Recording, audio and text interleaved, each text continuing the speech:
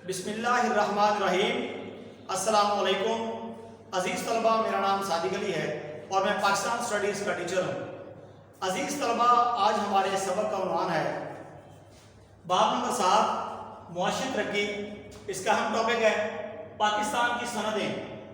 पाकिस्तान की सनदें, घरेलू सनद और सनद के बारे में पढ़ेंगे कि सनद किसे कहते हैं। आज का टॉपिक है हमारा पाकिस्तान की सनदें। उसमें जो टॉपिक है वो है सनद का, कि सनद किसे कहते हैं, क्या चीज़ है सनद, और घरेलू सनद क्या है, घरेलू सनद में कौन कौन सी सनदें शामिल हैं। आज का हमारा जो लेक्चर है वो ये होगा। तो अज़ीज़ तलबा, सबसे पहले सनद से क्या मुराद है, सनद किसे कहते हैं।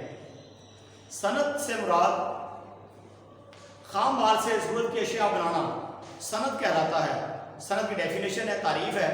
सनद से क्या मुराद है या सनद किसे कहते हैं, इंडस्ट्री से क्या मुराद है, यानी सनद किसे कहते हैं। सनद से मुराद खाम माल से ज़रूरत की अशिया बनाना, खाम माल से ज़रूरत की अशिया पैदा करना सनद कहलाता है, वो सनद है। उसके बाद घरेलू सनद से क्या मुराद है और इसमें कौन कौन सी सनदें शामिल हैं, यानी घरेलू सनद में कौन कौन सी सनदें शामिल हैं। तो घरेलू सनद से मुराद वो सनद या पैदावारी अमल जो घरों पर या छोटे पैमाने पर सरअंजाम दिया जाता है, वो घरेलू सनद के ज़िम्मे में आता है। दोबारा रिपीट करता हूँ, घरेलू सनद से क्या मुराद है, यानी घरेलू सनद किसे कहते हैं कि घरेलू सनद से मुराद वो सनद या पैदावारी अमल, वो सनद या पैदावारी अमल जो घरों पर या छोटे पैमाने पर सरअंजाम दिया जाए, उसे घरेलू सनद कहते हैं। वो घरेलू सनद के जिक्र में आता है। घरेलू सनद में कौन कौन सी सनदें शामिल हैं वो हमने पढ़ना है। तो किसी भी मुल्क की मुआशी तरक्की में सनद का किरदार बहुत अहम समझा जाता है। ये सनदी अशिया और सनदी खाम माल पैदा करके हमारी ज़्यादा से ज़्यादा ज़रूरतें पूरी करती है। ज़ेल में पाकिस्तान की घरेलू छोटी और जो है ना वो सनदों को के बारे में बताया गया है, लेकिन हम पढ़ेंगे सनद और घरेलू सनद के बारे में। यानी सनद से मुराद खाम माल से ज़रूरत की अशिया पैदा करना सनद कहलाता है। घरेलू सनद वो सनद या पैदावारी अमल जो घरों पर या छोटे पैमाने पर सरअंजाम दिया जाए, उसे घरेलू सनद कहते हैं। वो सनद या पैदावारी अमल जो घरों पर या छोटे पैमाने पर सरअंजाम दिया जाता है, घरेलू सनद के ज़िम्मे में आता है। घरेलू सनदों में ज़्यादातर वो सनदें शामिल हैं जिनमें हमारे मुल्क के कारीगर पुरानी वज़ा के सीधे साधे औज़ारों और रिवायती तौर तरीके इस्तेमाल करते हैं। इन सनदों में मकामी खाम माल इस्तेमाल होता है। मुल्क की सनती तरक्की में घरेलू सनतें अहम किरदार अदा करती हैं।